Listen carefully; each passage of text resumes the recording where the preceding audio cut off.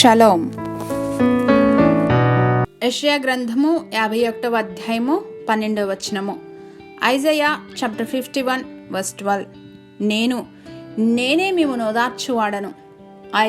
Even I am he who comforts you. దుఃఖపడువారు ధన్యులు, వారు ఓదార్చబడుదురు.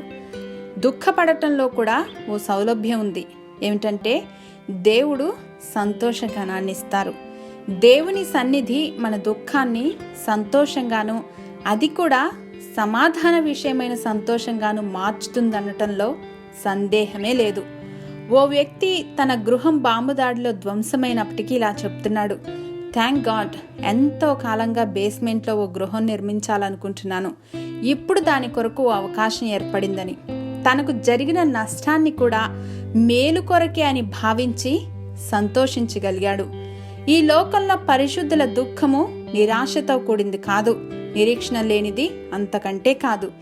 మన దుఃఖము ఎప్పుడూ కూడా దేవుని యొక్క కృప, గుడ్నెస్ పైన విశ్వాసముతో కూడిన నిరీక్షణ కలిగినదై ఉండాలి.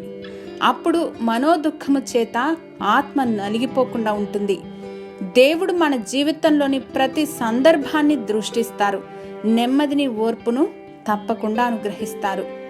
మా ప్రియ పరలోకపు తండ్రి, మీ అద్వితీయ కుమారుని మా కొరకు బలిగా అర్పించినప్పుడు మీ వేదనను ఎవరు గ్రహించగలరు? క్రీస్తును మా కొరకు పంపి ఆయన ద్వారా మిమ్మును ప్రేమిస్తున్న వారందరికీ మీరు అనుగ్రహిస్తున్న ఓదార్పును, ప్రేమను బట్టి వందనాలు. యేసుక్రీస్తు నామంలో సమర్పిస్తున్నాం మా తండ్రి. ఆమేన్.